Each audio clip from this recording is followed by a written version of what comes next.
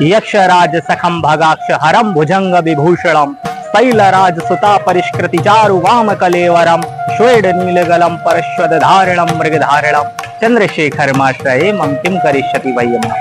कुबेर जिनके मित्र हैं, भग देवता की जिन्होंने आंखें फोड़ दी थी, तथा माँ जगदम्बा जिनके वाम भाग में सुशोभित होती हैं, जो मृगचर्म धारण करते हैं तथा जिनके हाथों में त्रिशूल शोभा पाता है, उन भगवान चंद्रशेखर की मैं शरण लेता हूँ, और तो यम भी मेरा क्या बिगाड़ लेगा।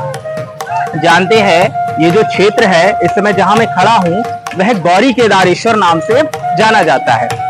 गौरी केदारेश्वर, यहाँ पर भगवान केदारेश्वर शिवलिंग के रूप में विराजमान है, और इस केदारेश्वर लिंग की उत्पत्ति शुरू होती है कि एक बार एक ब्राह्मण उज्जैनीपुरी से आया था।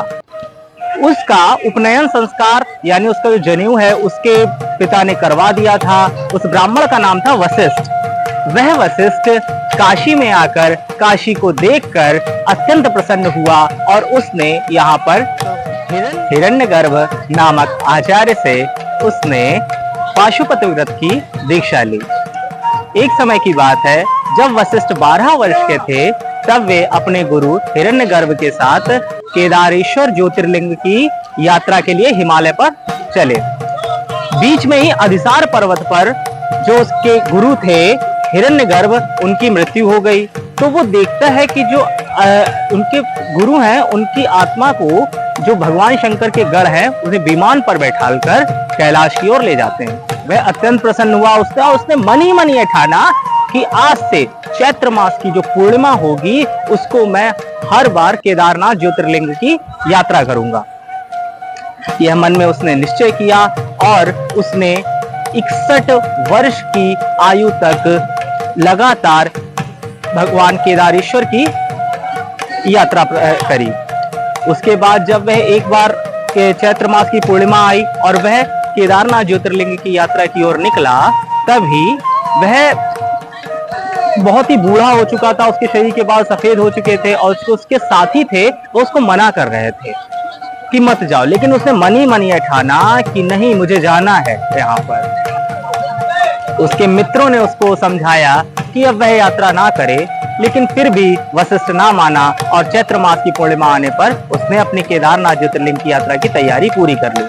उसी रात भगवान चंद्रशेखर उसके स्वप्न में आते हैं और उससे कहते हैं कि हे वशिष्ठ, मैं ही केदारनाथ हूँ, तुम मुझसे कोई वर मांगो, अपने मन में कोई अन्यथा विचार न लाओ। तो वो कहता है कि हे प्रभु, आप मेरे मित्रों मेरे साथियों पर अनुग्रह करिए। भगवान और खुश। भगवान कहते हैं और कोई वर मांगो। तो कहते हैं आप हिमालय से आकर काशी में ही आप स्थित हो जाइए। भगवान कहते हैं तथास्तु। तो भगवान हिमालय में अपने कला मात्र से स्थित होकर सर्वतोभावेन इस काशी में आकर स्थित हो जाते हैं। और इस जो ये हरपाप कुंड दिख रहा है आपको, हरपाप कुंड दिख रहा है आपको, उसी के समीप आकर इस केदारेश्वर शिवलिंग के रूप में यहाँ पर स्थित हो जाते हैं। भगवान कहते हैं कि जो केदारनाथ की ज्योतिर्लिंग की यात्रा करने से फल मिलता है, उससे 7 गुना फल अधिक इस गौरी केदारेश्वर शिवलिंग के दर्शन से मिलता है। जो एक बार भी इन गौरी केदारेश्वर का दर्शन कर लेता है वह मेरा पार्षद हो जाता है। तो आप जब भी भगवान काशी विश्वनाथ का दर्शन करें, काशी आए, तो आप गौरी केदारेश्वर का दर्शन अवश्य करें। और आपको यहाँ आने का जो एड्रेस है वो मैं आपको डिस्क्रिप्शन में लिंक दे दूंगा। आप आइएगा और भगवान काशी के गौरी केदारेश्वर का दर्शन अवश्य कीजिएगा। तब तक के लिए मिलते हैं नई काशी के शिवलिंग की ओर। नमः पार्वती पते शिव हर हर महावर्णित। अब मैं आपको नीलकंठेश्वर महादेव के दर्शन कराता हूँ, जो कि गौरी केदारेश्वर के बिल्कुल निकट ही है। आइए। शिव शिव शिव शंभो महादेव शंभो, शिव शिव शिव शंभो महादेव शंभो, महादेव शंभो, महादेव शंभो।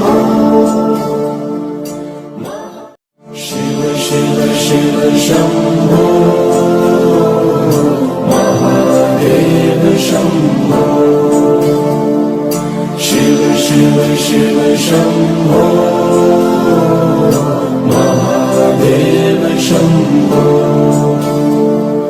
महादेव शम्भो महादेव शम्भो